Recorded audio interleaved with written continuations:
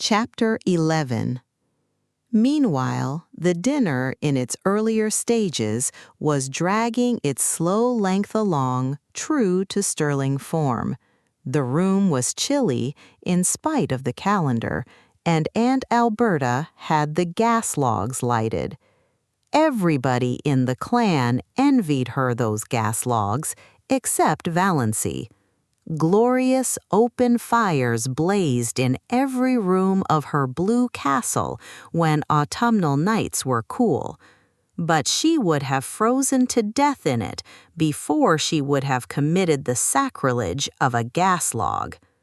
Uncle Herbert made his hearty perennial joke when he helped Aunt Wellington to the cold meat. "Mary, will you have a little lamb?" Aunt Alberta told the same old story of once finding a lost ring in a turkey's crop. Uncle Benjamin told his favorite prosy tale of how he had once chased and punished a now famous man for stealing apples. Second cousin Jane described all her sufferings with an ulcerating tooth. Aunt Wellington admired the pattern of Aunt Alberta's silver teaspoons and lamented the fact that one of her own had been lost. "It spoiled the set. I could never get it matched, and it was my wedding present from dear old Aunt Matilda." Aunt Isabel thought the seasons were changing and couldn't imagine what had become of our good old-fashioned springs. Cousin Georgiana, as usual, discussed the last funeral and wondered audibly, "Which of us will be the next to pass away?" Cousin Georgiana could never say anything as blunt as "die." Valency thought she could tell her, but didn't. Cousin Gladys, likewise as usual, had a grievance. Her visiting nephews had nipped all the buds off her houseplants and chivied her brood of fancy chickens.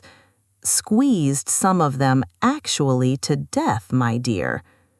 "Boys will be boys," reminded Uncle Herbert tolerantly.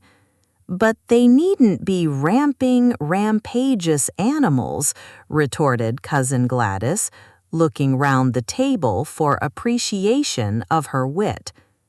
Everybody smiled, except Valency. Cousin Gladys remembered that. A few minutes later, when Ellen Hamilton was being discussed, Cousin Gladys spoke of her as "one of those shy, plain girls who can't get husbands," and glanced significantly at Valency. Uncle James thought the conversation was sagging to a rather low plane of personal gossip. He tried to elevate it by starting an abstract discussion on the greatest happiness. Everybody was asked to state his or her idea of the greatest happiness. Aunt Mildred thought the greatest happiness for a woman was to be a loving and beloved wife and mother. Aunt Wellington thought it would be to travel in Europe. Olive thought it would be to be a great singer like Tetrazzini. Cousin Gladys remarked mournfully that her greatest happiness would be to be free, absolutely free from neuritis. Cousin Georgiana's greatest happiness would be to have her dear dead brother Richard back. Aunt Alberta remarked vaguely that the greatest happiness was to be found in the poetry of life, and hastily gave some directions to her maid to prevent anyone asking her what she meant. Mrs. Frederick said the greatest happiness was to spend your life in loving service for others, and Cousin Stickles and Aunt Isabel agreed with her. Aunt Isabel with a resentful air, as if she thought Mrs. Frederick had taken the wind out of her sails by saying it first. "We are all too prone," continued Mrs. Frederick, determined not to lose such a good opportunity, "to live in selfishness, worldliness, and sin. The other women all felt rebuked for their low ideals, and Uncle James had a conviction that the conversation had been uplifted with vengeance. "The greatest happiness," said Valancy suddenly and distinctly, "is to sneeze when you want to." Everybody stared. Nobody felt it safe to say anything. Was Valancy trying to be funny? It was incredible. Mrs. Frederick, who had been breathing easier since the dinner had progressed so far without any outbreak on the part of Valancy, began to tremble again, but she deemed it the part of prudence to say nothing. Uncle Benjamin was not so prudent. He rashly rushed in where Mrs. Frederick feared to tread. "Doss," he chuckled, "what is the difference between a young girl and an old maid? One is happy and careless, and the other is cappy and hairless," said Valancy. "You have asked that riddle at least 50 times in my recollection, Uncle Ben. Why don't you hunt up some new riddles if riddle you must? It is such a fatal mistake to try to be funny if you don't succeed." Uncle Benjamin stared foolishly. Never in his life had he, Benjamin Sterling of Sterling and Frost, been spoken to so, and by Valancy of all people.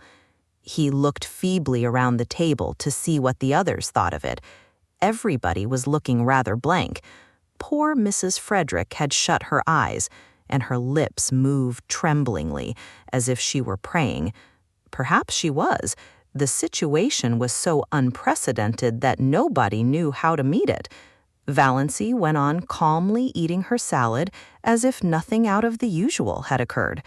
Aunt Alberta, to save her dinner, plunged into an account of how a dog had bitten her recently. Uncle James, to back her up, asked where the dog had bitten her. "Just a little below the Catholic Church," said Aunt Alberta. At that point, Valancy laughed. Nobody laughed. What was there to laugh at? "Is that a vital part?" asked Valancy. "What do you mean?" said bewildered Aunt Alberta, and Mrs. Frederick was almost driven to believe that she had served God all her years for naught. Aunt Isabel concluded that it was up to her to suppress Valancy. "Doss, you are horribly thin," she said. "You are all corners. Do you ever try to fatten up a little?" "No," Valancy was not asking quarter or giving it, "but I can tell you where you'll find a beauty parlor in Port Lawrence where they can reduce the number of your chins." "Val-ancy!" The protest was wrung from Mrs. Frederick. She meant her tone to be stately and majestic, as usual, but it sounded more like an imploring whine, and she did not say Doss. "She's feverish," said Cousin Stickles to Uncle Benjamin in an agonized whisper. "We've thought she seemed feverish for several days." "She's gone dippy, in my opinion," growled Uncle Benjamin. "If not, she ought to be spanked. Yes, spanked." "You can't spank her." Cousin Stickles was much agitated. "She's 29 years old." "So there is that advantage, at least, in being 29, said Valancy, whose ears had caught this aside. "Doss," said Uncle Benjamin, "when I am dead, you may say what you please. As long as I am alive, I demand to be treated with respect." "Oh, but you know we're all dead," said Valancy, "the whole Sterling clan. Some of us are buried and some aren't, yet. That is the only difference." "Doss," said Uncle Benjamin, thinking it might cow Valancy, "do you remember the time you stole the raspberry jam?" Valancy flushed scarlet, with suppressed laughter, not shame. She had been sure Uncle Benjamin would drag that jam in somehow. "Of course I do," she said. "It was good jam. I've always been sorry I hadn't time to eat more of it before you found me. Oh, look at Aunt Isabel's profile on the wall. Did you ever see anything so funny?" Everybody looked, including Aunt Isabel herself, which of course destroyed it. But Uncle Herbert said kindly, I wouldn't eat any more if I were you, Doss. It isn't that I grudge it, but don't you think it would be better for yourself? Your stomach seems a little out of order." "Don't worry about my stomach, old dear," said Valancy. "It is all right. I'm going to keep right on eating. It's so seldom I get the chance of a satisfying meal." It was the first time anyone had been called old dear in Deerwood. The Sterlings thought Valancy had invented the phrase, and they were afraid of her from that moment. There was something so uncanny about such an expression. But in poor Mrs. Frederick's opinion, the reference to a satisfying meal was the worst thing Valancy had said yet. Valancy had always been a disappointment to her. Now she was a disgrace. She thought she would have to get up and go away from the table, yet she dared not leave Valancy there. Aunt Alberta's maid came in to remove the salad plates and bring in the dessert. It was a welcome diversion. Everybody brightened up with a determination to ignore Valancy and talk as if she wasn't there. Uncle Wellington mentioned Barney Snaith. Eventually, somebody did mention Barney Snaith at every Sterling function, Valancy reflected. Whatever he was an individual that could not be ignored. She resigned herself to listen. There was a subtle fascination in the subject for her, though she had not yet faced this fact. She could feel her pulses beating to her fingertips. Of course they abused him. Nobody ever had a good word to say of Barney Snaith. All the old wild tales were canvassed. The defaulting cashier, counterfeiter, infidel, murderer, and hiding legends were thrashed out. Uncle Wellington was very indignant that such a creature should be allowed to exist at all in the neighborhood of Deerwood. He didn't know what the police at Port Lawrence were thinking of. Everybody would be murdered in their beds some night. It was a shame that he should be allowed to be at large after all that he had done. "What has he done?" asked Valancy suddenly. Uncle Wellington stared at her, forgetting that she was to be ignored. "Done! Done! He's done everything." "What has he done?" repeated Valancy inexorably. "What do you know that he has done? You're always running him down. And what has ever been proved against him?" "I don't argue with women," said Uncle Wellington. "And I don't need proof. When a man hides himself up there on an island in Muskoka, year in and year out, and nobody can find out where he came from or how he lives or what he does there, that's proof enough. Find a mystery and you find a crime." "The very idea of a man named Snaith," said second cousin Sarah. "Why, the name itself is enough to condemn him." "I wouldn't like to meet him in a dark lane," shivered cousin Georgiana. "What do you suppose he would do to you?" asked Valancy. "Murder me," said cousin Georgiana solemnly. "Just for the fun of it?" suggested Valancy. "Exactly," said cousin Georgiana unsuspiciously. "When there is so much smoke, there must be some fire. I was afraid he was a criminal when he came here first. I felt he had something to hide. I am not often mistaken in my intuitions." "Criminal? Of course he's a criminal," said Uncle Wellington. "Nobody doubts it," glaring at Valancy. "Why, they say he served a term in the penitentiary for embezzlement. I don't doubt it. And they say he's in with that gang that are perpetrating all those bank robberies around the country." "Who say?" asked Valancy. Uncle Wellington nodded his ugly forehead at her.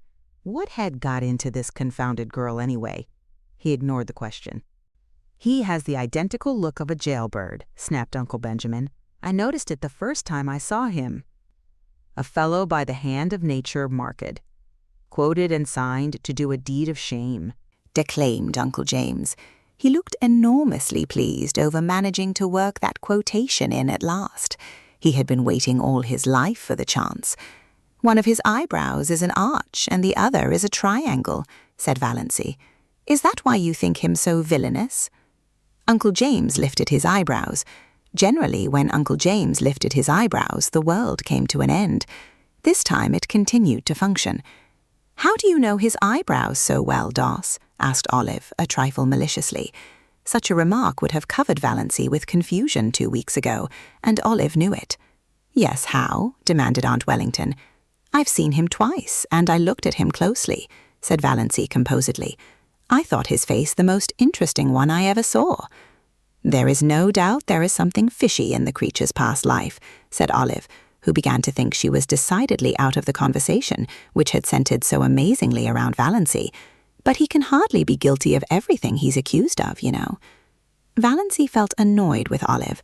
Why should she speak up in even this qualified defense of Barney Snaith? What had she to do with him? For that matter, what had Valancy? But Valancy did not ask herself this question.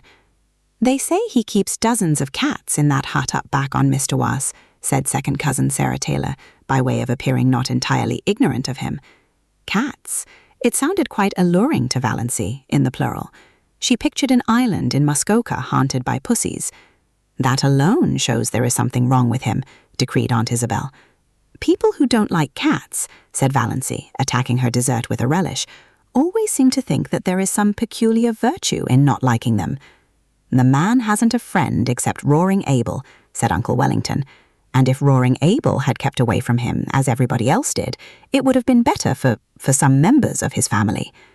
Uncle Wellington's rather lame conclusion was due to a marital glance from Aunt Wellington, reminding him of what he had almost forgotten, that there were girls at the table. If you mean, said Valancy passionately, that Barney Snaith is the father of Cecily Gay's child, he isn't. It's a wicked lie. In spite of her indignation, Valancy was hugely amused at the expression of the faces around that festal table. She had not seen anything like it since the day 17 years ago, when at Cousin Gladys's thimble party, they discovered that she had got something in her head at school. Lice in her head. Valancy was done with euphemisms. Poor Mrs. Frederick was almost in a state of collapse. She had believed, or pretended to believe, that Valancy still supposed that children were found in parsley beds. "Hush, hush!" implored Cousin Stickles. "I don't mean to hush," said Valancy perversely. "I've hush-hushed all my life. I'll scream if I want to. Don't make me want to. And stop talking nonsense about Barney Snaith."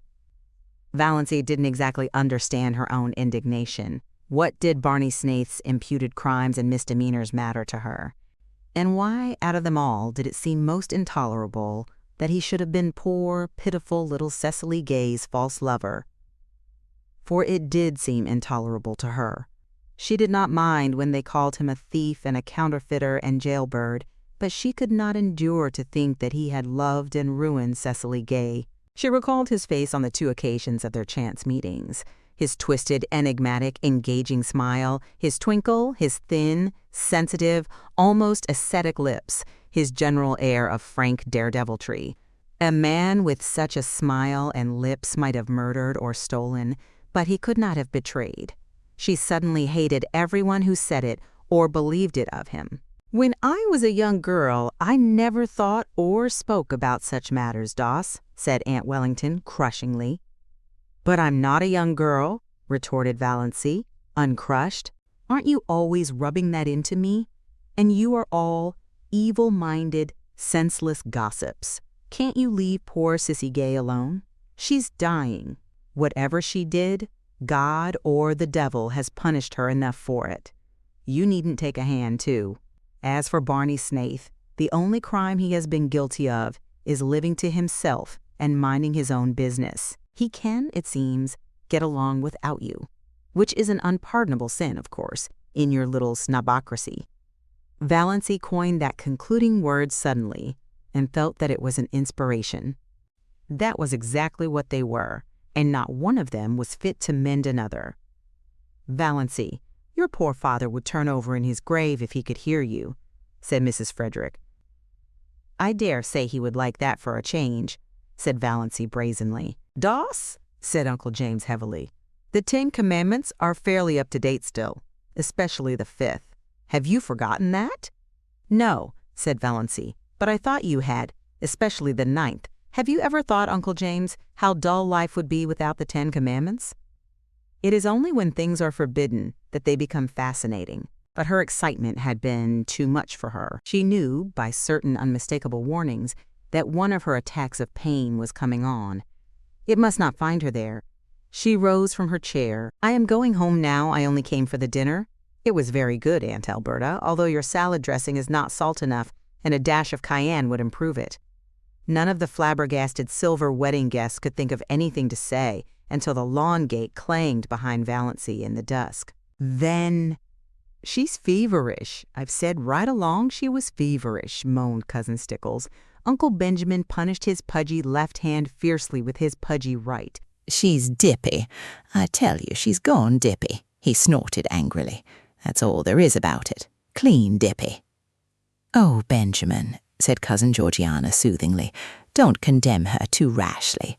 We must remember what dear old Shakespeare says, that charity thinketh no evil." "Charity, poppycock," snorted Uncle Benjamin. "I never heard a young woman talk such stuff in my life as she just did. talking about things she ought to be ashamed to think of, much less mention, blaspheming, insulting us. What she wants is a generous dose of spankweed, and I'd like to be the one to administer it. Uncle Benjamin gulped down the half of a scalding cup of coffee. Do you suppose that the mumps could work on a person that way? Wailed Cousin Stickles. I opened an umbrella in the house yesterday, sniffed Cousin Georgiana. I knew it betokened some misfortune. Have you tried to find out if she has a temperature? Asked Cousin Mildred. She wouldn't let Amelia put the thermometer under her tongue, whimpered Cousin Stickles. Mrs. Frederick was openly in tears. All her defenses were down. I must tell you, she sobbed, that Valency has been acting very strangely for over 2 weeks now. She hasn't been a bit like herself. Christine could tell you. I have hoped against hope that it was only one of her colds coming on, but it must be something worse. This is bringing on my neuritis again, said Cousin Gladys, putting her hand to her head. Don't cry, Amelia, said Herbert kindly, pulling nervously at his spiky gray hair. He hated family ructions. Very inconsiderate of Doss to start one at his silver wedding. Who could have supposed she had it in her? You'll have to take her to a doctor. This may be only a brainstorm. There are such things as brainstorms nowadays, aren't there? I suggested consulting a doctor to her yesterday, moaned Mrs. Frederick, and she said she wouldn't go to a doctor. Wouldn't? Oh, surely I have had trouble enough. And she won't take Redfern's bitters, said Cousin Stickles. Or anything, said Mrs. Frederick. And she's determined to go to the Presbyterian church, said Cousin Stickles, repressing, however, to her credit be it said, the story of the banister. That proves she's dippy, growled Uncle Benjamin. I noticed something strange about her the minute she came in today. I noticed it before today. Uncle Benjamin was thinking of Mirage. Everything she said today showed an unbalanced mind. That question, was it a vital part? Was there any sense at all in that remark? None whatever. There never was anything like that in the Sterlings. It must be from the Wansbarrs. Poor Mrs. Frederick was too crushed to be indignant. I never heard of anything like that in the Wansbarrs, she sobbed. Your father was odd enough, said Uncle Benjamin. Poor Pa was peculiar, admitted Mrs. Frederick tearfully, but his mind was never affected. He talked all his life exactly as Valency did today, retorted Uncle Benjamin, and he believed he was his own great-great-grandfather born over again. I've heard him say it. Don't tell me that a man who believed a thing like that was ever in his right senses. Come, Amelia, stop sniffling.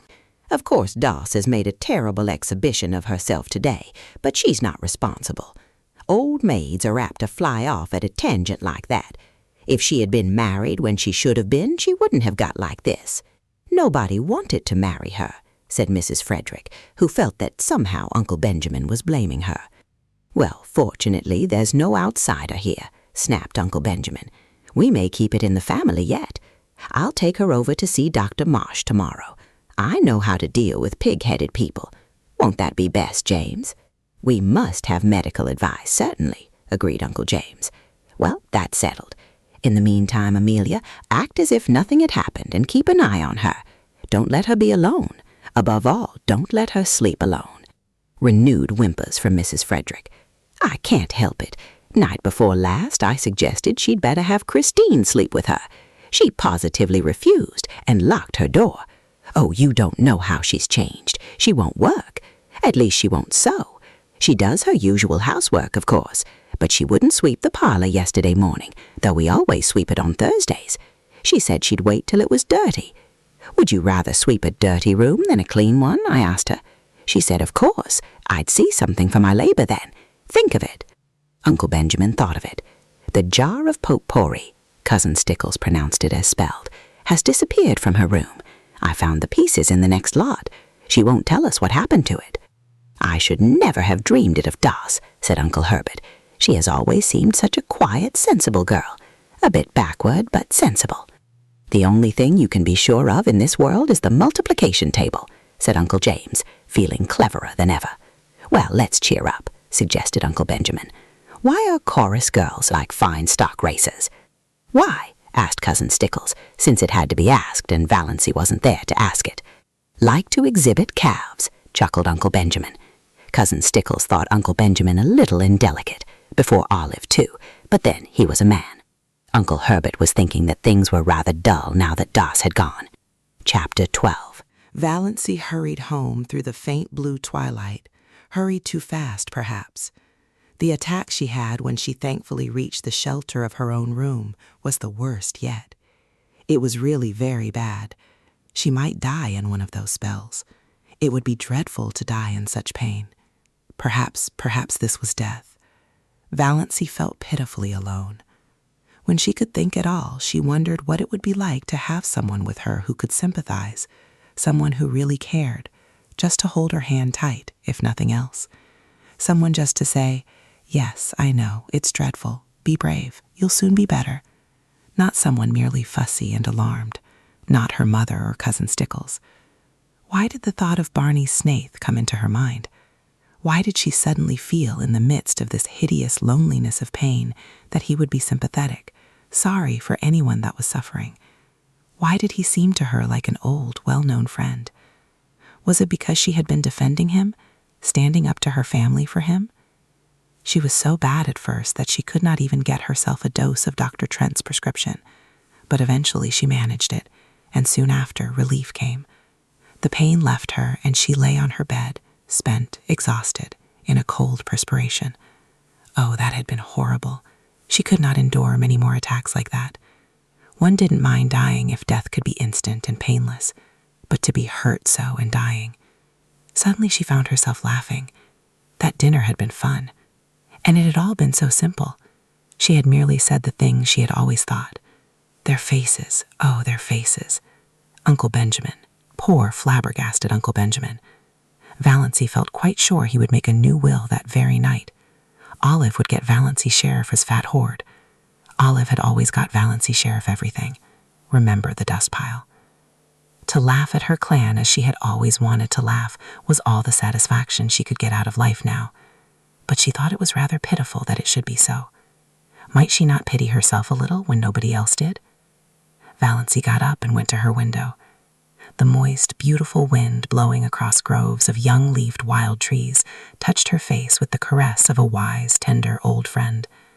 The Longbardys and Mrs. Treadgold's lawn off to the left, Valancy could just see them between the stable and the old carriage shop, were in dark purple silhouette against a clear sky, and there was a milk-white, pulsating star just over one of them, like a living pearl on a silver-green lake. Far beyond the station were the shadowy, purple-hooded woods around Lake Mistawis. A white, filmy mist hung over them, and just above it was a faint young crescent. Valancy looked at it over her thin left shoulder.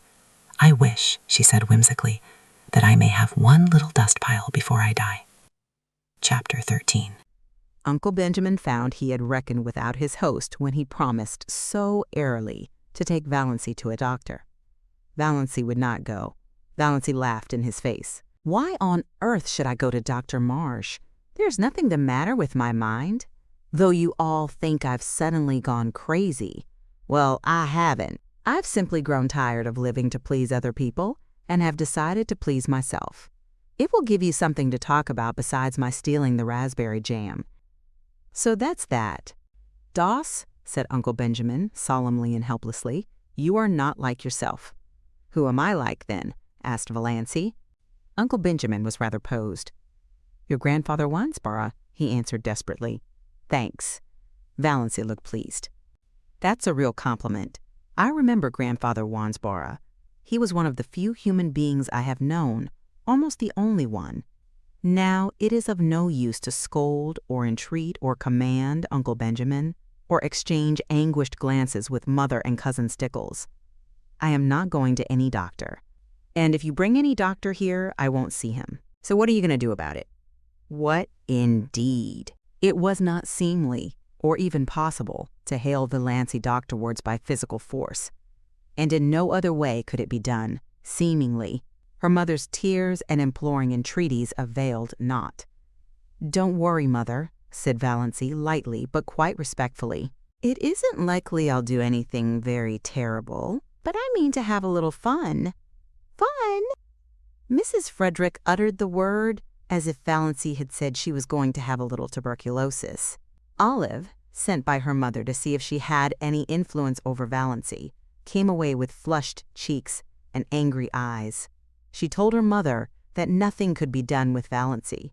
After she, Olive, had talked to her just like a sister, tenderly and wisely. All Valancy had said, narrowing her funny eyes to mere slits, was, "I don't show my gums when I laugh." More as if she were talking to herself than to me. Indeed, Mother, all the time I was talking to her, she gave me the impression of not really listening. And that wasn't all. When I finally decided that what I was saying had no influence over her, I begged her, when Cecil came next week, not to say anything queer before him, at least. "Mother, what do you think she said?" "I'm sure I can't imagine," groaned Aunt Wellington, prepared for anything. She said, "I'd rather like to shock Cecil. His mouth is too red for a man's. Mother, I can never feel the same to Valancy again." "Her mind is affected, Olive," said Aunt Wellington solemnly. "You must not hold her responsible for what she says." When Aunt Wellington told Mrs. Frederick what Valancy had said to Olive, Mrs. Frederick wanted Valancy to apologize. "You made me apologize to Olive 15 years ago for something I didn't do," said Valancy. "That old apology will do for now." Another solemn family conclave was held. They were all there except Cousin Gladys, who had been suffering such tortures of neuritis in her head ever since poor Doss went queer that she couldn't undertake any responsibility.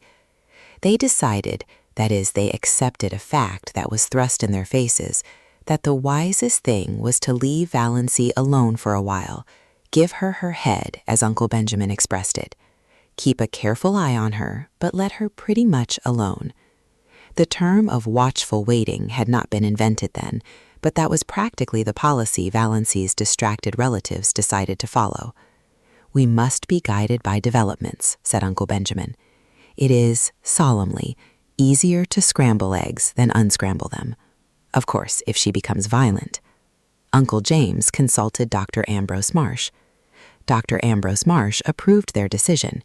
He pointed out to irate Uncle James, who would have liked to lock Valancy up somewhere out of hand, that Valancy had not, as yet, really done or said anything that could be construed as proof of lunacy, and without proof you cannot lock people up in this degenerate age.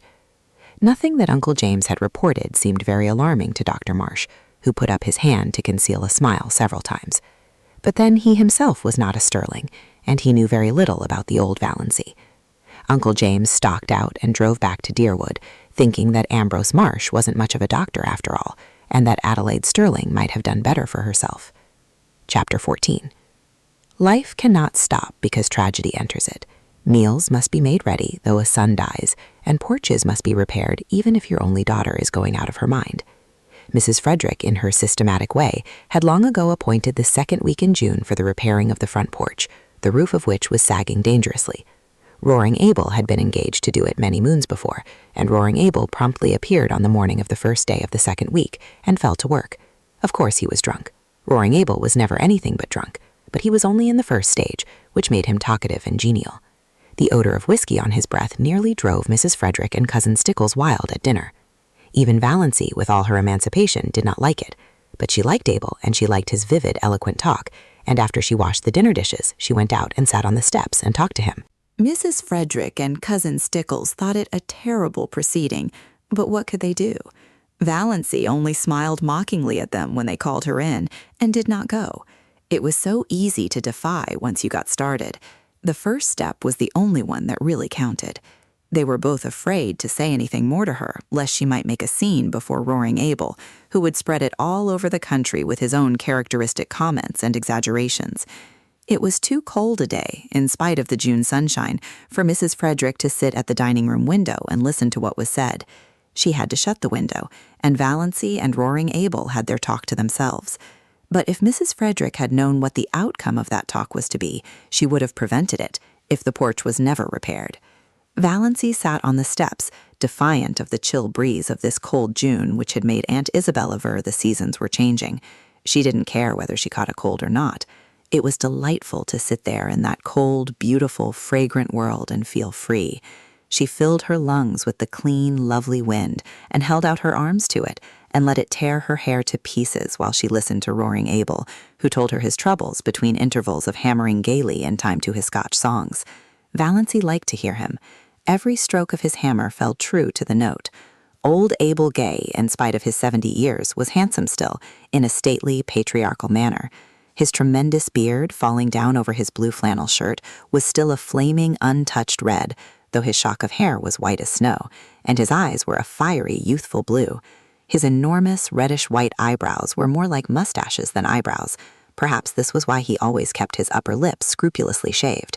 His cheeks were red, and his nose ought to have been, but wasn't. It was a fine, upstanding, aquiline nose, such as the noblest Roman of them all might have rejoiced in. Abel was 6'2" in his stockings, broad-shouldered, lean-hipped. In his youth he had been a famous lover, finding all women too charming to bind himself to one. His years had been a wild, colorful panorama of follies and adventures, gallantries, fortunes, and misfortunes. He had been 45 before he married, a pretty slip of a girl whom his goings-on killed in a few years. Abel was piously drunk at her funeral and insisted on repeating the 55th chapter of Isaiah. Abel knew most of the Bible and all the Psalms by heart, while the minister, whom he disliked, prayed or tried to pray. Thereafter his house was run by an untidy old cousin who cooked his meals and kept things going after a fashion. In this unpromising environment, little Cecilia Gay had grown up. Valancy had known Sissy Gay fairly well in the democracy of the public school, though Sissy had been 3 years younger than she. After they left school, their paths diverged, and she had seen nothing of her. Old Abel was a Presbyterian. That is, he got a Presbyterian preacher to marry him, baptize his child, and bury his wife.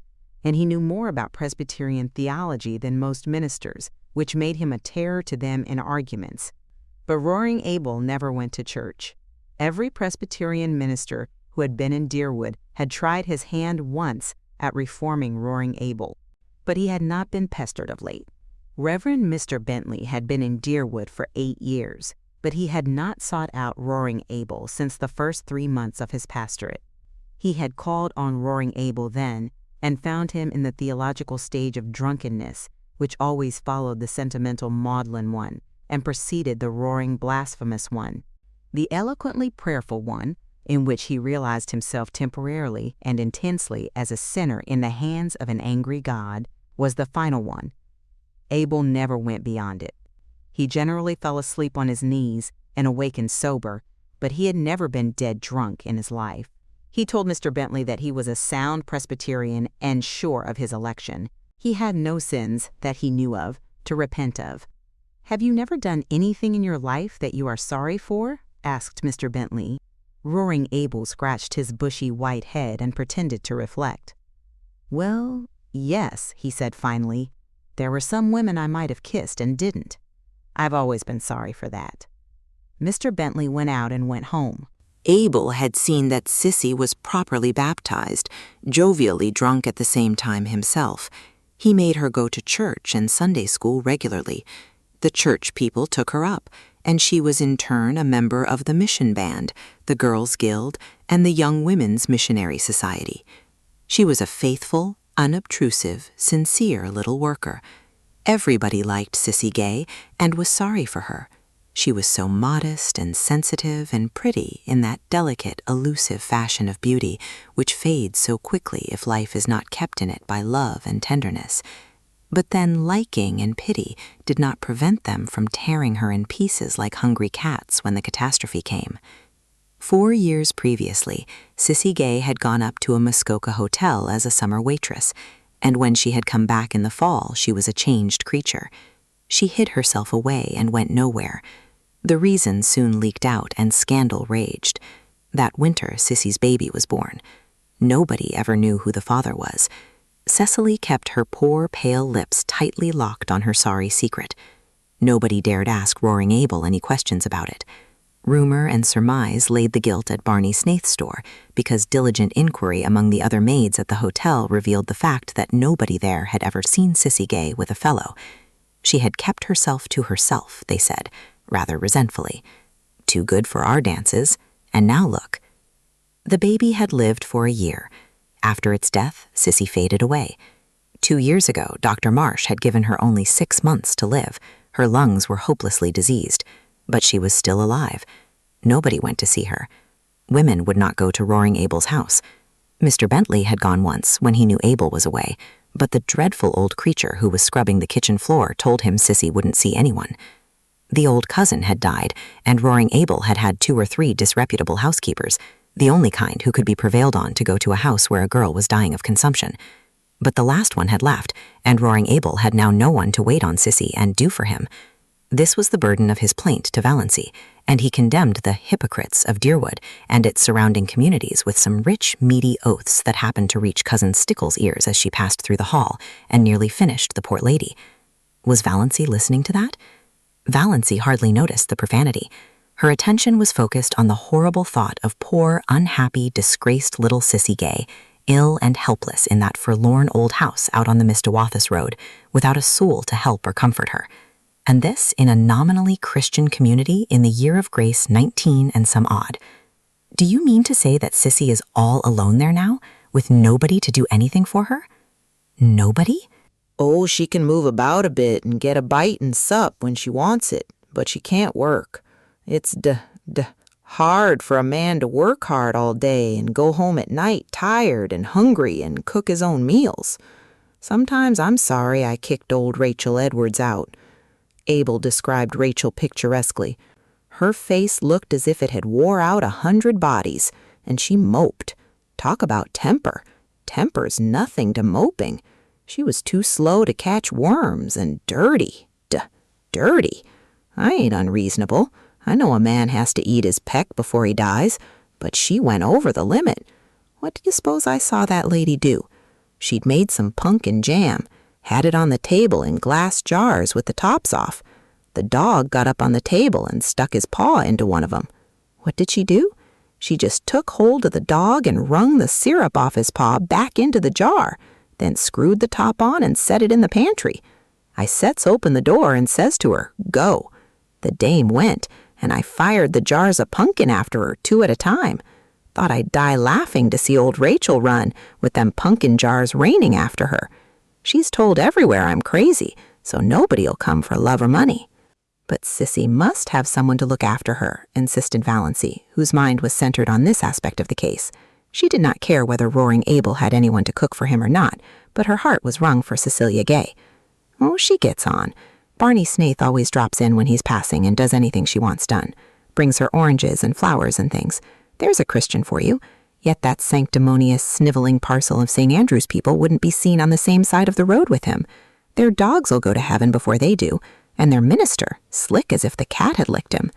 There are plenty of good people, both in St. Andrew's and St. George's, who would be kind to Sissy if you would behave yourself, said Valancy severely. They're afraid to go near your place. Because I'm such a sad old dog, but I don't bite, never bit anyone in my life. A few loose words spilled around don't hurt anyone, and I'm not asking people to come.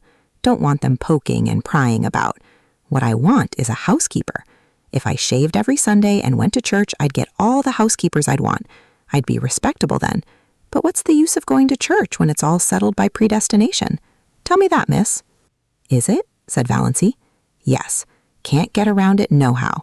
Wish I could. I don't want either heaven or hell for study. Wish a man could have them mixed in equal proportions. Isn't that the way it is in this world? Said Valancy thoughtfully, but rather as if her thought was concerned with something else than theology. No, boomed Abel, striking a tremendous blow on a stubborn nail. There's too much hell here, entirely too much hell. That's why I get drunk so often. It sets you free for a little while, free from yourself. Yes, by God, free from predestination. Ever try it? No, I've another way of getting free, said Valancy absently. But about Sissy now. She must have someone to look after her. What are you harping on Sis for? Seems to me you ain't bothered much about her up to now. You never even come to see her. And she used to like you so well. I should have, said Valancy. But never mind, you couldn't understand. The point is, you must have a housekeeper. Where am I to get one? I can pay decent wages if I could get a decent woman. Do you think I like old hags? Will I do, said Valancy. Chapter 15. Let us be calm, said Uncle Benjamin. Let us be perfectly calm. Calm. Mrs. Frederick wrung her hands. How can I be calm? How could anybody be calm under such a disgrace as this? Why in the world did you let her go? Asked Uncle James. Let her? How could I stop her, James? It seems she packed the big valise and sent it away with Roaring Abel when he went home after supper, while Christine and I were out in the kitchen. Then Doss herself came down with her little satchel, dressed in her green serge suit. I felt a terrible premonition. I can't tell you how it was, but I seemed to know that Doss was going to do something dreadful.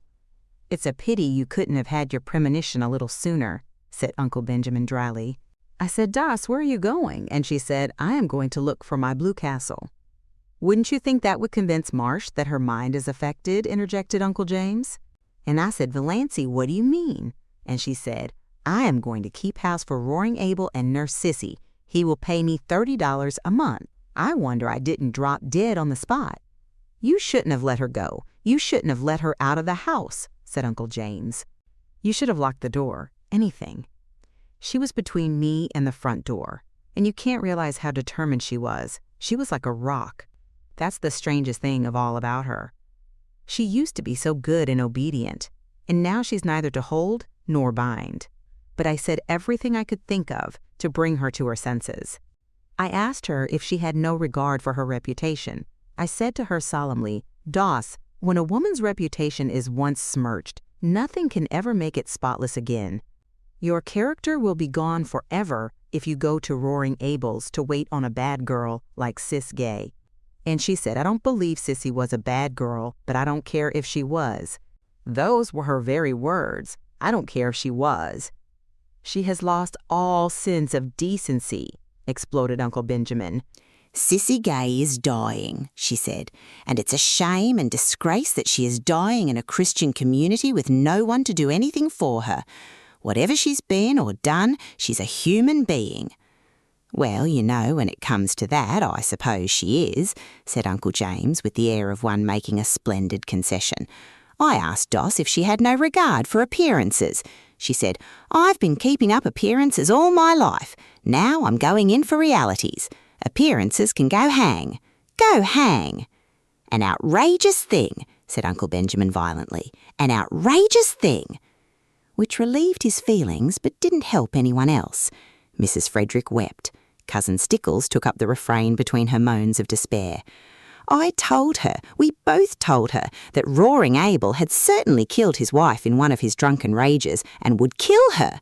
She laughed and said, "I'm not afraid of Roaring Abel. He won't kill me, and he's too old for me to be afraid of his gallantries." What did she mean? What are gallantries? Mrs. Frederick saw that she must stop crying if she wanted to regain control of the conversation. I said to her, "Valancy, if you have no regard for your own reputation and your family's standing, have you none for my feelings?" She said, "None. Just like that. None." "Insane people never do have any regard for other people's feelings," said Uncle Benjamin. "That's one of the symptoms."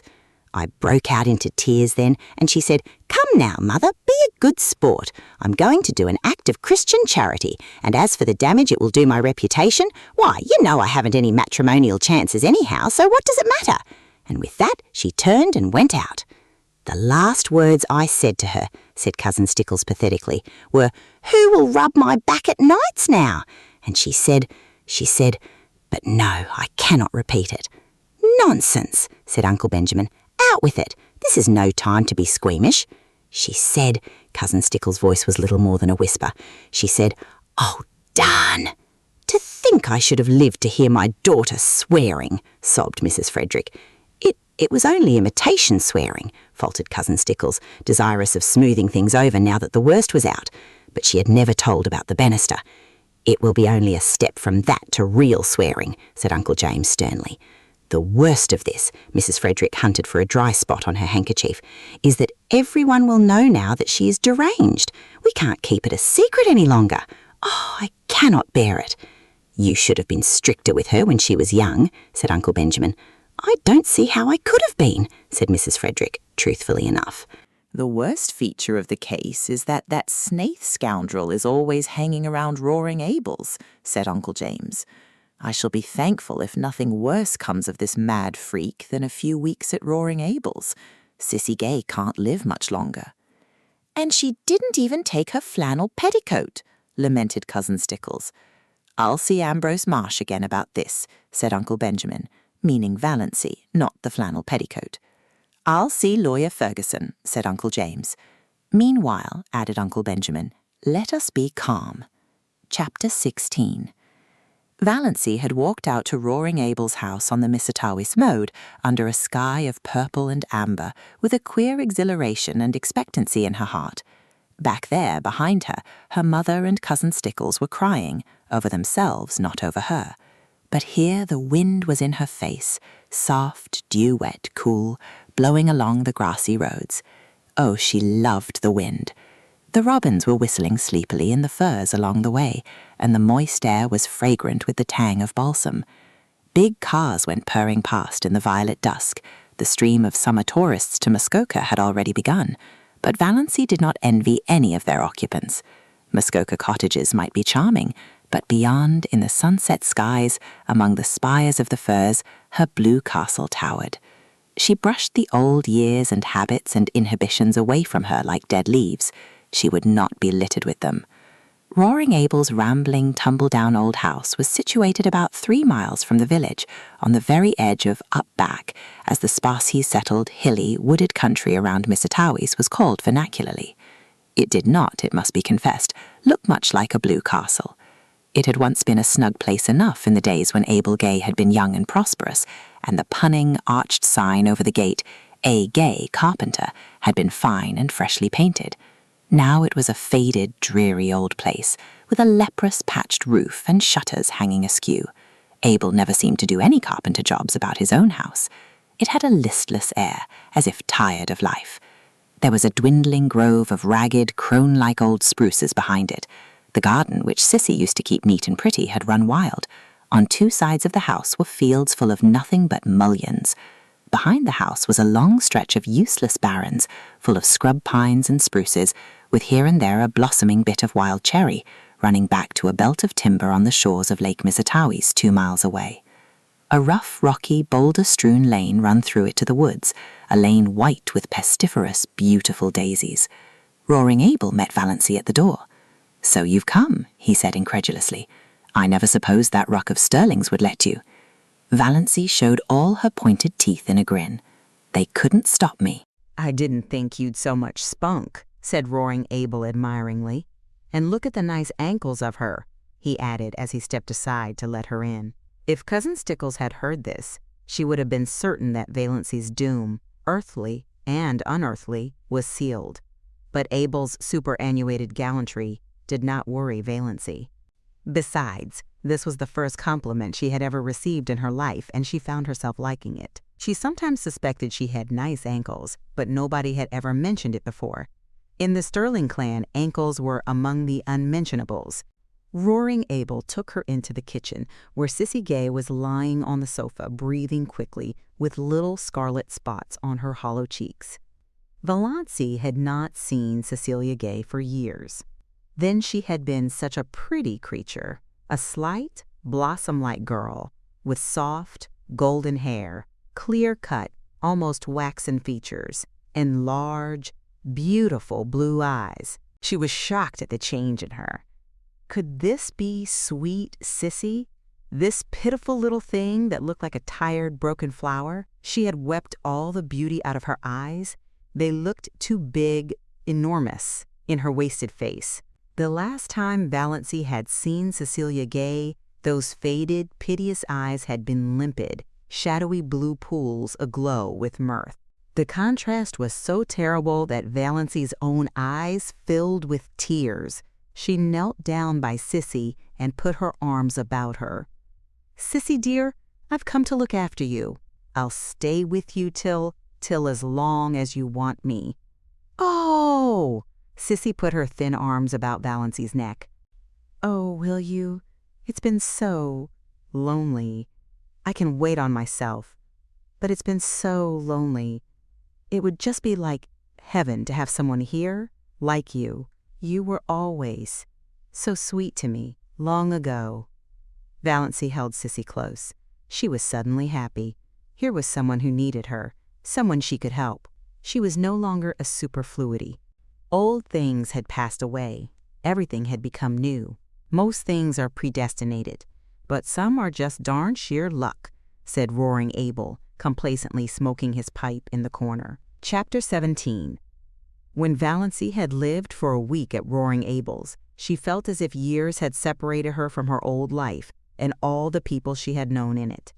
They were beginning to seem remote, dreamlike, far away, and as the days went on, they seemed still more so, until they ceased to matter altogether. She was happy. Nobody ever bothered her with conundrums or insisted on giving her purple pills. Nobody called her Doss or worried her about catching cold. There were no quilts to piece, no abominable rubber plant to water, no ice-cold maternal tantrums to endure. She could be alone whenever she liked, go to bed when she liked, sneeze when she liked. In the long, wondrous northern twilights, when Sissy was asleep and Roaring Abel away, she could sit for hours on the shaky back veranda steps, looking out over the barrens to the hills beyond, covered with their fine purple bloom, listening to the friendly wind singing wild, sweet melodies in the little spruces, and drinking in the aroma of the sunned grasses until darkness flowed over the landscape like a cool, welcome wave. Sometimes of an afternoon, when Sissy was strong enough, the two girls went into the barrens and looked at the woodflowers, but they did not pick any. Valancy had read to Sissy the gospel thereof, according to John Foster. It is a pity to gather woodflowers. They lose half their witchery away from the green and the flicker. The way to enjoy woodflowers is to track them down to their remote haunts, gloat over them, and then leave them with backward glances, taking with us only the beguiling memory of their grace and fragrance. Valancy was in the midst of realities after a lifetime of unrealities, and busy, very busy. The house had to be cleaned. Not for nothing had Valancy been brought up in the sterling habits of neatness and cleanliness. If she found satisfaction in cleaning dirty rooms, she got her fill of it there. Roaring Abel thought she was foolish to bother doing so much more than she was asked to do, but he did not interfere with her. He was very well satisfied with his bargain. Valancy was a good cook. Abel said she got a flavor into things. The only fault he found with her was that she did not sing at her work. Folks should always sing at their work, he insisted. Sounds cheerful-like. Not always, retorted Valancy. Fancy a butcher singing at his work, or an undertaker. Abel burst into his great broad laugh. There's no getting the better of you. You've got an answer every time. I should think the Sterlings would be glad to be rid of you. They don't like being sassed back. During the day, Abel was generally away from home. If not working, then shooting or fishing with Barney Snaith. He generally came home at nights, always very late and often very drunk. The first night they heard him come howling into the yard, Sissy had told Valancy not to be afraid. Father never does anything. He just makes a noise. Valancy, lying on the sofa in Sissy's room, where she had elected to sleep, lest Sissy should need attention in the night, Sissy would never have called her, was not at all afraid, and said so. By the time Abel had got his horses put away, the roaring stage had passed, and he was in his room at the end of the hall, crying and praying. Valancy could still hear his dismal moans when she went calmly to sleep. For the most part, Abel was a good-natured creature, but occasionally he had a temper. Once, Valancy asked him coolly, "What is the use of getting in a rage?" "It's such a damned relief," said Abel. They both burst out laughing together. "You're a great little sport," said Abel admiringly. "Don't mind my bad French. I don't mean a thing by it. Just have it. Say, I like a woman that ain't afraid to speak up to me. Sis there was always too meek. Too meek. That's why she got adrift. I like you." "All the same," said Valancy determinedly, "there is no use in sending things to hell as you're always doing, and I'm not going to have you tracking mud all over a floor I've just scrubbed. You must use the scraper whether you can sign it to perdition or not." Sissy loved the cleanness and neatness. She had kept it so too, until her strength failed. She was very pitifully happy because she had Valancy with her. It had been so terrible, the long, lonely days and nights with no companionship, save those dreadful old women who came to work. Sissy had hated and feared them. She clung to Valancy like a child. There was no doubt that Sissy was dying, yet at no time did she seem alarmingly ill. She did not even cough a great deal.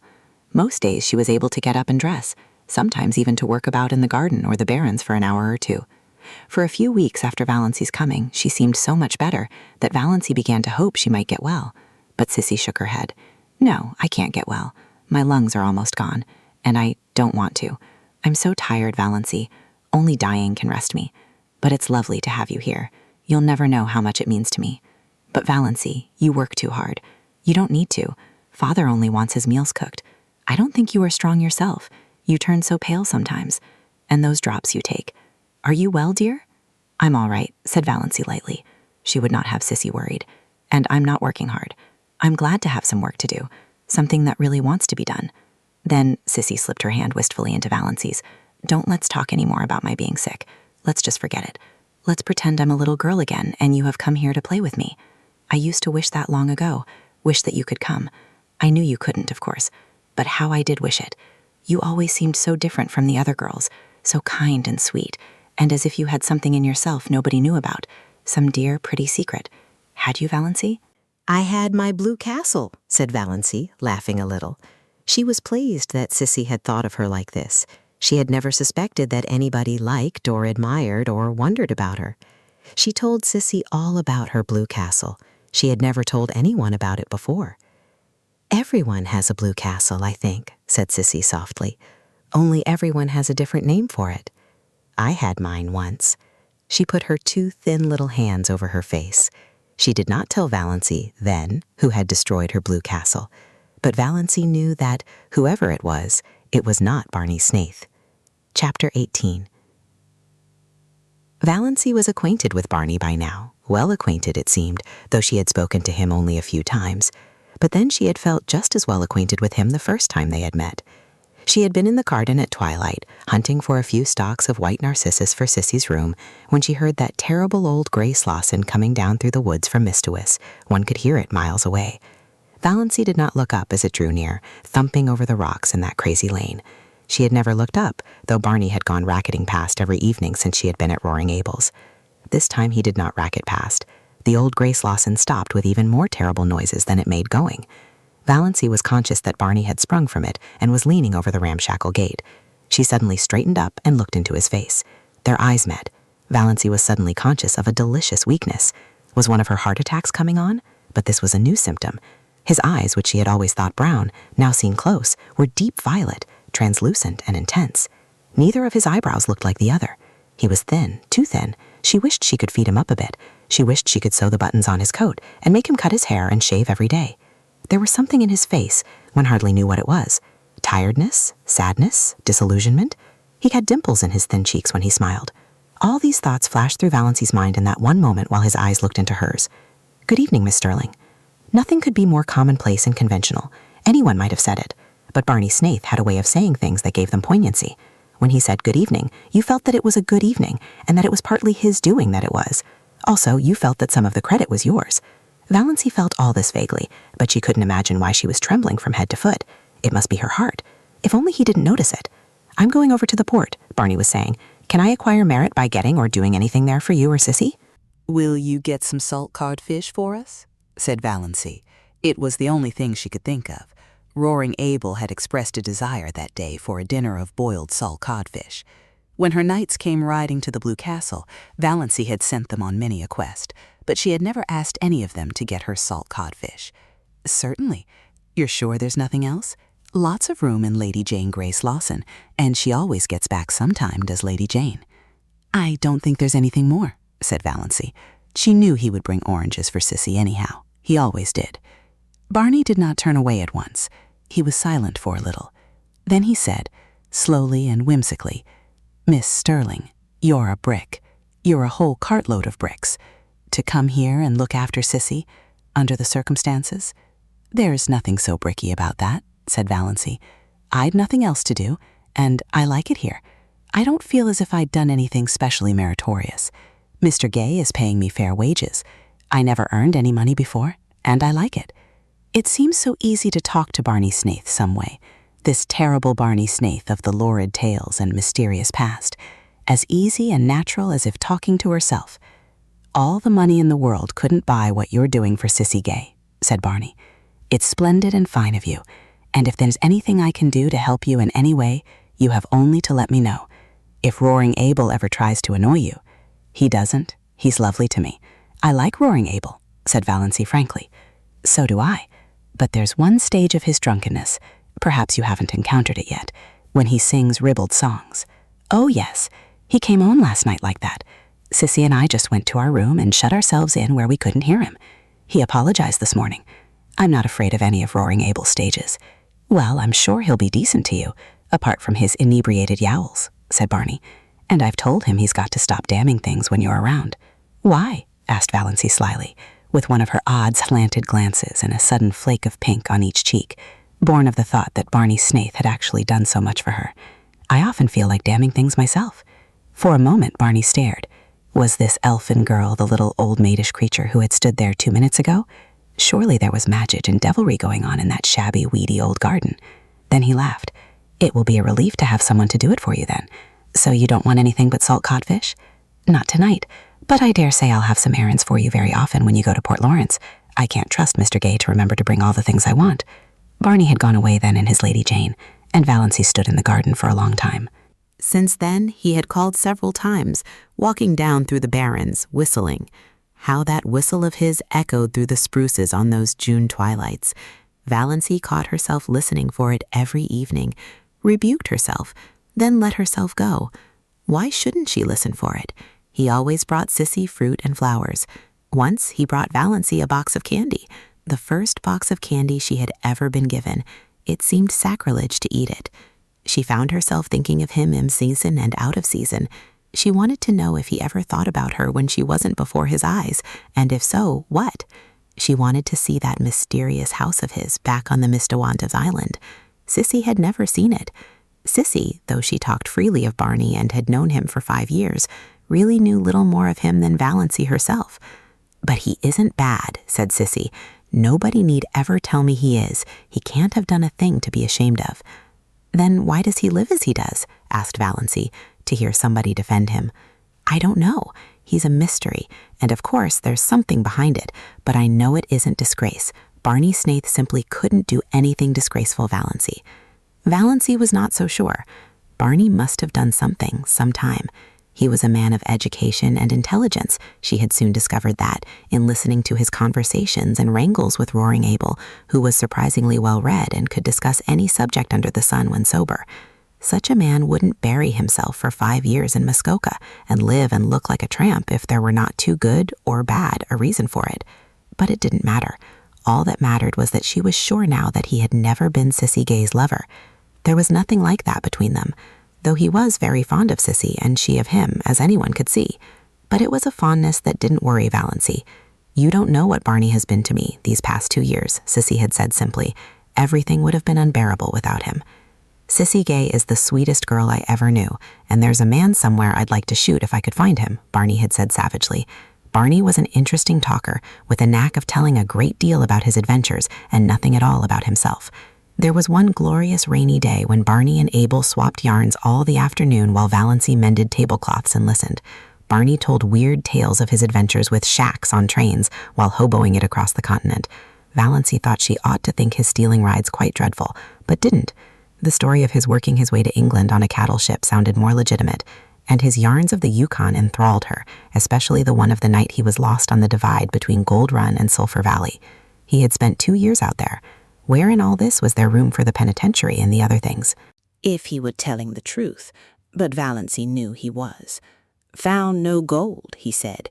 "Came away poorer than when I went. But such a place to live. Those silences at the back of the north wind got me. I've never belonged to myself since." Yet he was not a great talker. He told a great deal in a few well-chosen words. How well chosen, Valancy did not realize. And he had a knack of saying things without opening his mouth at all. "I like a man whose eyes say more than his lips," thought Valancy. But then she liked everything about him. His tawny hair, his whimsical smiles, the little glints of fun in his eyes, his loyal affection for that unspeakable Lady Jane, his habit of sitting with his hands in his pockets, his chin sunk on his breast, looking up from under his mismatted eyebrows. She liked his nice voice, which sounded as if it might become caressing or wooing with very little provocation. She was at times almost afraid to let herself think these thoughts. They were so vivid that she felt as if the others must know what she was thinking. "I've been watching a woodpecker all day," he said one evening on the shaky old back veranda. His account of the woodpecker's doings was satisfying. He had often some gay or cunning little anecdote of the woodfolk to tell them. and sometimes he and Roaring Abel smoked fiercely the whole evening and never said a word, while Sissy lay in the hammock swung between the veranda posts, and Valancy sat idly on the steps, her hands clasped over her knees, and wondered dreamily if she were really Valancy Sterling, and if it were only 3 weeks since she had left the ugly old house on Elm Street.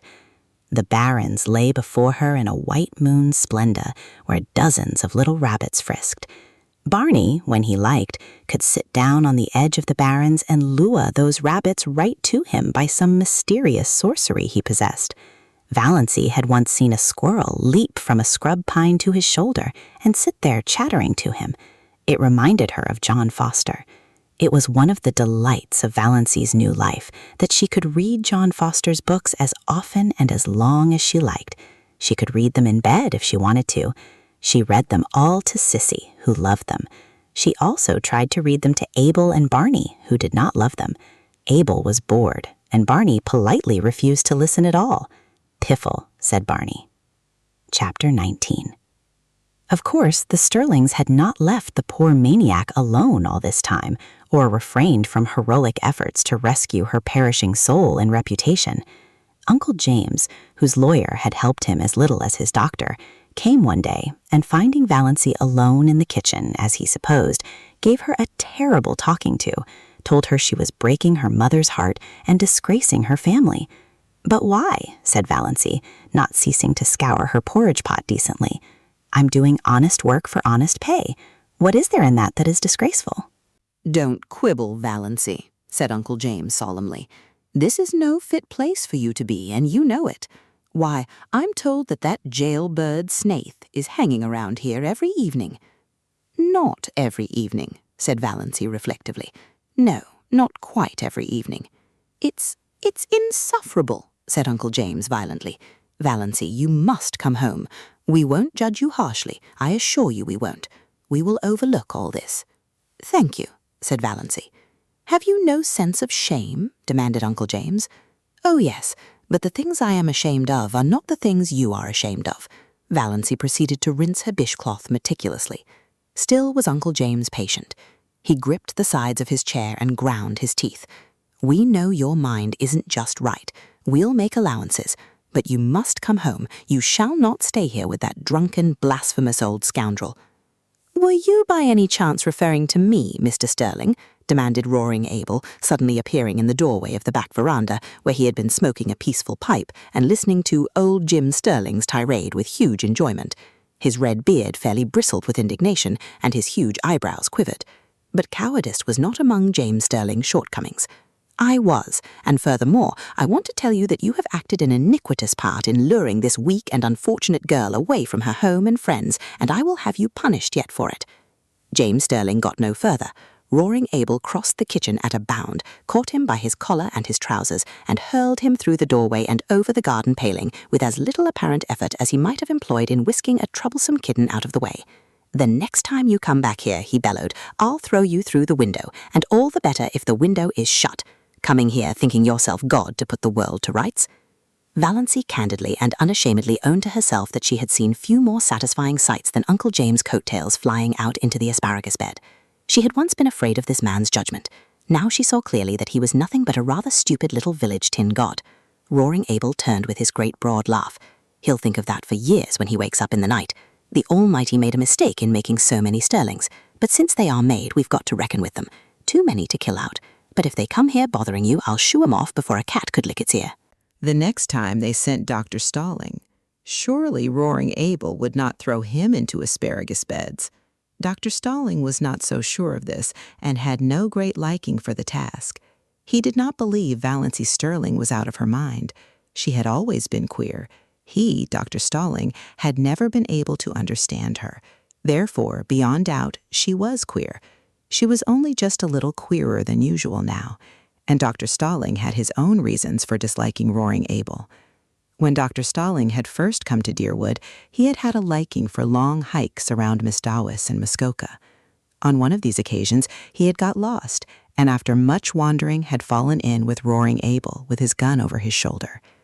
Dr. Stalling had contrived to ask his question in about the most idiotic manner possible. He said, Can you tell me where I'm going?" "How the devil should I know where you're going, Gosling?" retorted Abel contemptuously. Dr. Stalling was so enraged that he could not speak for a moment or two, and in that moment Abel had disappeared in the woods. Dr. Stalling had eventually found his way home, but he had never hankered to encounter Abel Gay again. Nevertheless, he came now to do his duty. Valancy greeted him with a sinking heart. She had to own to herself that she was terribly afraid of Dr. Stalling still. She had a miserable conviction that if he shook his long, bony finger at her and told her to go home, she dared not disobey. "Mr. Gay," said Dr. Stalling politely and condescendingly, "may I see Miss Sterling alone for a few minutes?" Roaring Abel was a little drunk, just drunk enough to be excessively polite and very cunning. He had been on the point of going away when Dr. Stalling arrived, but now he sat down in a corner of the parlor and folded his arms. "No, no, mister," he said solemnly. "That wouldn't do at all. I've got the reputation of my household to keep up. I've got to chaperone this young lady. Can't have any sparkin' going on here behind my back." Outraged, Dr. Stalling looked so terrible that Valancy wondered how Abel could endure his aspect. But Abel was not worried at all. "Do you know anything about it anyway?" he asked genially. "About what?" "Sparking," said Abel coolly. Poor Dr. Stalling, who had never married because he believed in a celibate clergy, would not notice this ribald remark. He turned his back on Abel and addressed himself to Valancy. "Miss Sterling, I am here in response to your mother's wishes. She begged me to come. I am charged with some messages from her. Will you—" he wagged his forefinger. "Will you hear them?" "Yes," said Valancy faintly, eyeing the forefinger. It had a hypnotic effect on her. "The first is this. If you will leave this house," interjected Roaring Abel. "House. Troubled with an impediment in your speech, ain't you, mister?" "This place, and return to your home. Mr. James Sterling will himself pay for a good nurse to come here and wait on Miss Gay." Back of her terror, Valancy smiled in secret. Uncle James must indeed regard the matter as desperate when he would loosen his purse strings like that. At any rate, her clan no longer despised her or ignored her. She had become important to them. "That's my business, mister," said Abel. "Miss Sterling can go as she pleases, or stay if she pleases. I made a fair bargain with her, and she's free to conclude it when she likes. She gives me meals that stick to my ribs. She don't forget to put salt in the porridge. She never slams doors, and when she has nothing to say, she don't talk. That's uncanny in a woman, you know, mister. I'm satisfied. If she isn't, she's free to go. But no woman comes here in Jim Sterling's pay. If anyone does—" Abel's voice was uncannily bland and polite. "I'll spatter the road with her brains. Tell him that with A. Gay's compliments." "Dr. Stalling, a nurse is not what Sissy needs," said Valancy earnestly. "She isn't so ill as that yet. What she wants is companionship, somebody she knows and likes just to live with her. You can understand that, I'm sure." "I understand that your motive is quite, commendable." Dr. Stalling felt that he was very broad-minded indeed, especially as in his secret soul he did not believe Valancy's motive was commendable. He hadn't the least idea what she was up to, but he was sure her motive was not commendable. When he could not understand a thing, he straightway condemned it, simplicity itself. "But your first duty is to your mother. She needs you. She implores you to come home. She will forgive everything if you will only come home." "That's a pretty little thought," remarked Abel meditatively as he ground some tobacco up in his hand. Dr. Stalling ignored him. "She entreats, but I, Miss Sterling," Dr. Stalling remembered that he was an ambassador of Jehovah, "I command. As your pastor and spiritual guide, I command you to come home with me, this very day. Get your hat and coat and come now." Dr. Stalling shook his finger at Valancy. Before that pitiless finger she drooped and wilted visibly. "She's giving in," thought Roaring Abel. "She'll go with him. Beats all the power these preacher fellows have over women." Valancy was on the point of obeying Dr. Stalling. She must go home with him and give up. She would lapse back to Doss Sterling again, and for her few remaining days or weeks be the cowed, futile creature she had always been. It was her fate, typified by that relentless, uplifted forefinger. She could no more escape from it than Roaring Abel from his predestination. She eyed it as the fascinated bird eyes the snake. Another moment. Fear is the original sin, suddenly said a still, small voice away back of Valency's consciousness. Almost all the evil in the world has its origin in the fact that someone is afraid of something. Valency stood up. She was still in the clutches of fear, but her soul was her own again. She would not be false to that inner voice. "Dr. Stalling," she said slowly, "I do not at present owe any duty to my mother. She is quite well. She has all the assistance and companionship she requires. She does not need me at all. I am needed here. I am going to stay here." "There's spunk for you," said Roaring Abel admiringly. Dr. Stalling dropped his forefinger. One could not keep on shaking a finger forever. "Miss Sterling, is there nothing that can influence you? Do you remember your childhood days?" "Perfectly, and hate them." "Do you realize what people will say, what they are saying?" "I can imagine it," said Valency with a shrug of her shoulders. She was suddenly free of fear again.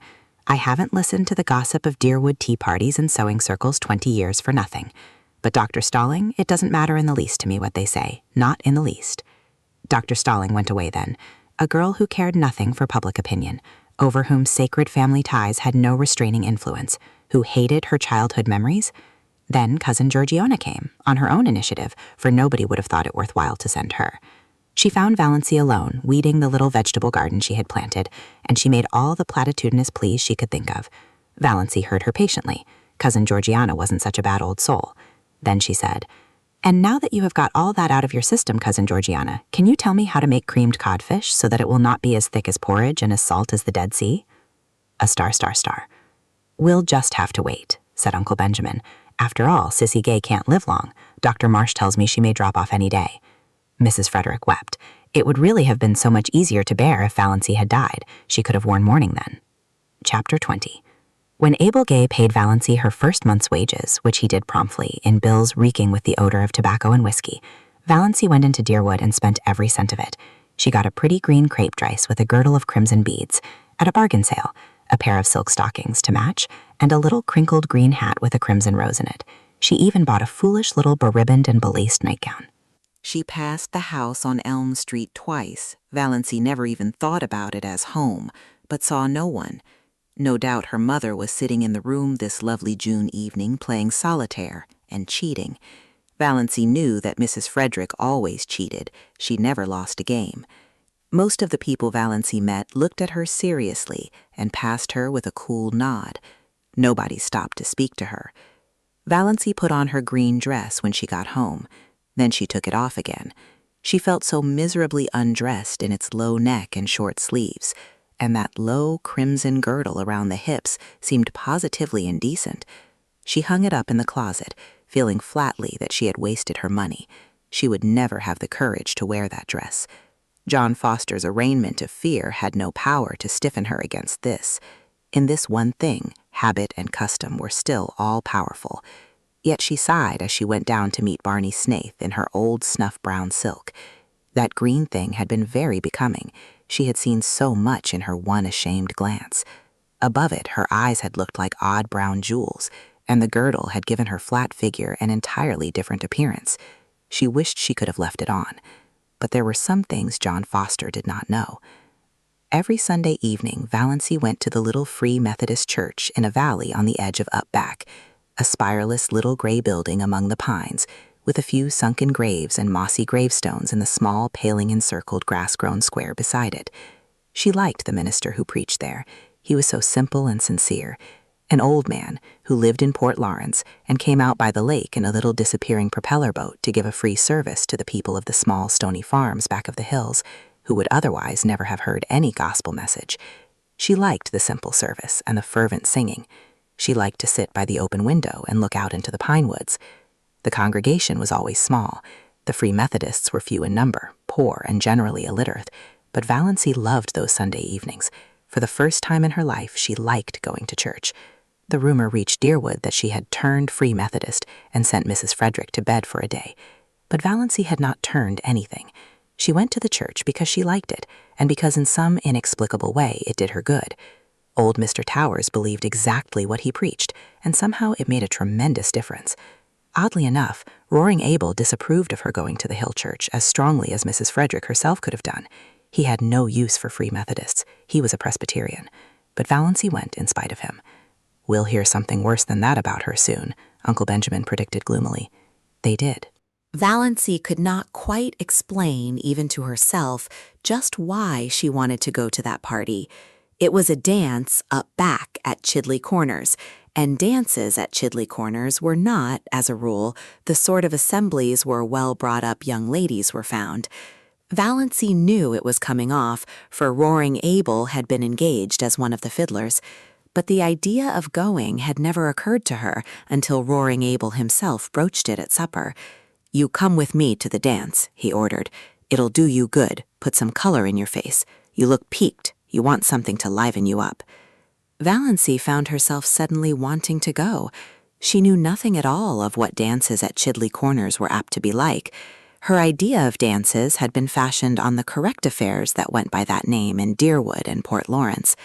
Of course, she knew the Corners dance wouldn't be just like them. Much more informal, of course, but so much the more interesting. Why shouldn't she go? Sissy was in a week of apparent health and improvement. She wouldn't mind staying alone in the least. She entreated Valancy to go if she wanted to, and Valancy did want to go. She went to her room to dress.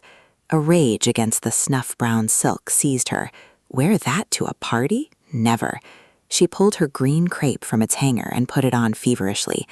It was nonsense to feel so naked just because her neck and arms were bare. That was just her old nadishness. She would not be written by it. On went the dress, the slippers. It was the first time she had worn a pretty dress since the organdies of her early teens, and they had never made her look like this. If she only had a necklace or something, she wouldn't feel so bare then. She ran down to the garden. There were clovers there, great crimson things growing in the long grass. Valancy gathered handfuls of them and strung them on a cord. Fastened above her neck, they gave her the comfortable sensation of a collar and were oddly becoming. Another circlet of them went round her hair, dressed in the low puffs that became her. Excitement brought those faint pink stains to her face. She flung on her coat and pulled the little twisty hat over her hair. "You look so nice and different, dear," said Sissy, "like a green moonbeam with a gleam of red in it, if there could be such a thing." Valancy stooped to kiss her. "I don't feel right about leaving you alone, Sissy." "Oh, I'll be all right. I feel better tonight than I have for a long while. I've been feeling badly to see you sticking here so closely on my account. I hope you'll have a nice time. I never was at a party at the Corners, but I used to go sometimes long ago to dances up back. We always had good times. And you needn't be afraid of Father being drunk tonight. He never drinks when he engages to play for a party. But there may be liquor. What will you do if it gets rough? Nobody would molest me." Not seriously, I suppose. Father would see to that. But it might be noisy and unpleasant. I won't mind. I'm only going as a looker-on. I don't expect to dance. I just want to see what a party up back is like. I've never seen anything except decorous dear wood. Sissy smiled rather dubiously. She knew much better than Valancy what a party up back might be like if there should be liquor. But again, there mightn't be. "I hope you'll enjoy it, dear," she repeated. Valancy enjoyed the drive there. They went early, for it was 12 miles to Chidley Corners, and they had to go in Abel's old ragged top buggy. The road was rough and rocky, like most Muskoka roads, but full of the austere charm of northern woods. It wound through beautiful, purring pines that were ranks of enchantment in the June sunset, and over the curious jade-green rivers of Muskoka, fringed by aspens that were always quivering with some supernal joy. Roaring Abel was excellent company, too. He knew all the stories and legends of the wild, beautiful up back, and he told them to Valancy as they drove along. Valancy had several fits of inward laughter over what Uncle Benjamin and Aunt Wellington et al. Would feel and think and say if they saw her driving with Roaring Abel in that terrible buggy to a dance at Chidley Corners. At first the dance was quiet enough, and Valancy was amused and entertained. She even danced twice herself, with a couple of nice up-back boys who danced beautifully and told her she did too. Another compliment came her way. Not a very subtle one, perhaps, but Valancy had had too few compliments in her life to be over-nice on that point. She overheard 2 of the up-back young men talking about her in the dark lean-to behind her. "Know who that girl in green is?" "Nope. Guess she's from out front. The port, maybe. got a stylish look to her. The big room was decorated with pine and fir boughs and lighted by Chinese lanterns. The floor was waxed, and Roaring Abel's fiddle, purring under his skilled touch, worked magic. The up-back girls were pretty and prettily dressed. Valancy thought it the nicest party she had ever attended. By 11 o'clock, she had changed her mind. A new crowd had arrived, a crowd unmistakably drunk. Whiskey began to circulate freely. Very soon, almost all the men were partly drunk. Those in the porch and outside around the door began howling "Come all ye's," and continued to howl them. The room grew noisy and reeking. Quarrels started up here and there. Bad language and obscene songs were heard. The girls, swung rudely in the dances, became disheveled and tawdry. Valancy, alone in her corner, was feeling disgusted and repentant. Why had she ever come to such a place? Freedom and independence were all very well, but one should not be a little fool. She might have known what it would be like. She might have taken warning from Sissy's guarded sentences. Her head was aching. She was sick of the whole thing. But what could she do? She must stay to the end. Abel could not leave till then, and that would probably be not till 3 or 4 in the morning. The new influx of boys had left the girls far in the minority, and partners were scarce. Valancy was pestered with invitations to dance. She refused them all shortly, and some of her refusals were not well taken. There were muttered oaths and sullen looks. Across the room, she saw a group of the strangers talking together and glancing meaningly at her. What were they plotting? It was at this moment that she saw Barney Snaith looking in over the heads of the crowd at the doorway. Valancy had 2 distinct convictions. One was that she was quite safe now. The other was that this was why she had wanted to come to the dance. It had been such an absurd hope that she had not recognized it before, but now she knew she had come because of the possibility that Barney might be there too. She thought that perhaps she ought to be ashamed for this, but she wasn't. After her feeling of relief, her next feeling was one of annoyance with Barney for coming there unshaved. Surely he might have enough self-respect to groom himself up decently when he went to a party. There he was, bareheaded, bristly-chinned, in his old trousers and his blue homespun shirt. Not even a coat. Valancy could have shaken him in her anger. No wonder people believed everything bad of him. But she was not afraid any longer. One of the whispering group left his comrades and came across the room to her, through the whirling couples that now filled it uncomfortably. He was a tall, broad-shouldered fellow, not ill-dressed or ill-looking, but unmistakably half-drunk. He asked Valancy to dance. Valancy declined civilly. His face turned livid. He threw his arm about her and pulled her to him. His hot, whiskied breath burned her face. "We won't have fine lady airs here, my girl. If you ain't too good to come here, you ain't too good to dance with us. Me and my pals have been watching you. You've got to give us each a turn and a kiss to boot." Valancy tried desperately and vainly to free herself. She was being dragged out into the maze of shouting, stamping, yelling dancers. The next moment, the man who held her went staggering across the room from a neatly planted blow on the jaw, knocking down whirling couples as he went. Valancy felt her arm grasped. "This way, quick," said Barney Snaith. He swung her out through the open window behind them, vaulted lightly over the sill, and caught her hand. "Quick, we must run for it. They'll be after us." Valancy ran as she had never run before, clinging tight to Barney's hand, wondering why she did not drop dead in such a mad scamper. Suppose she did. What a scandal it would make for her poor people.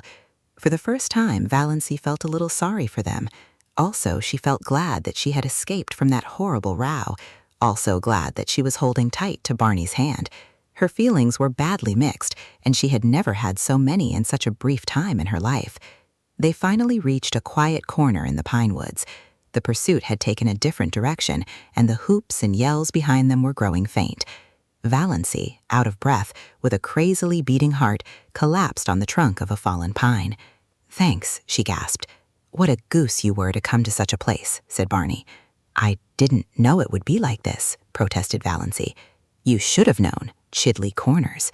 It was just a name to me." Valancy knew Barney could not realize how ignorant she was of the regions up back. She had lived in Deerwood all her life, and of course he supposed she knew. He didn't know how she had been brought up. There was no use trying to explain. "When I drifted in at Abel's this evening and Sissy told me you'd come here, I was amazed and downright scared. Sissy told me she was worried about you, but hadn't liked to say anything to dissuade you, for fear you'd think she was thinking selfishly about herself. So I came on up here instead of going to Deerwood." Valancy felt a sudden, delightful glow irradiating soul and body under the dark pines. So he had actually come up to look after her. "As soon as they stop hunting for us, we'll sneak around to the Muskoka Road. I left Lady Jane down there. I'll take you home. I suppose you've had enough of your party." "Quite," said Valancy meekly. The first half of the way home, neither of them said anything. It would not have been much use. Lady Jane made so much noise they could not have heard each other. Anyway, Valancy did not feel conversationally inclined. She was ashamed of the whole affair, ashamed of her folly in going, ashamed of being found in such a place by Barney Snaith. By Barney Snaith, reputed jailbreaker, infidel, forger, and defaulter. Valancy's lips twitched in the darkness as she thought of it, but she was ashamed.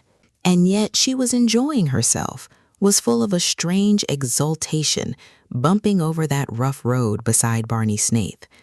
The big trees shot by them. The tall mullions stood up along the road in stiff, orderly ranks, like companies of soldiers. The thistles looked like drunken fairies or tipsy elves as their car lights passed over them. This was the first time she had ever been in a car. After all, she liked it. She was not in the least afraid with Barney at the wheel. Her spirits rose rapidly as they tore along. She ceased to feel ashamed. She ceased to feel anything except that she was part of a comet rushing gloriously through the night of space. All at once, just where the pine woods frayed out to the scrub barrens, Lady Jane became quiet. Too quiet. Lady Jane slowed down quietly and stopped. Barney uttered an aghast exclamation, got out, investigated, came apologetically back. I'm a doddering idiot. Out of gas. I knew I was short when I left home, but I meant to fill up in Deerwood. Then I forgot all about it in my hurry to get to the corners. What can we do? Asked Valancy coolly. I don't know. There's no gas nearer than Deerwood, 9 miles away, and I don't dare leave you here alone. There are always tramps on this road, and some of those crazy fools back at the corners may come straggling along presently. There were boys there from the port. As far as I can see, the best thing to do is for us just to sit patiently here until some car comes along and lends us enough gas to get to Roaring Abel's with. Well, what's the matter with that? Said Valancy. We may have to sit here all night, said Barney. I don't mind, said Valancy. Barney gave a short laugh. If you don't, I needn't. I haven't any reputation to lose. Nor I, said Valancy comfortably. And that's where we'll leave the story for today. Thank you for spending your time with Narrate the Tales. I'll see you in the next chapter.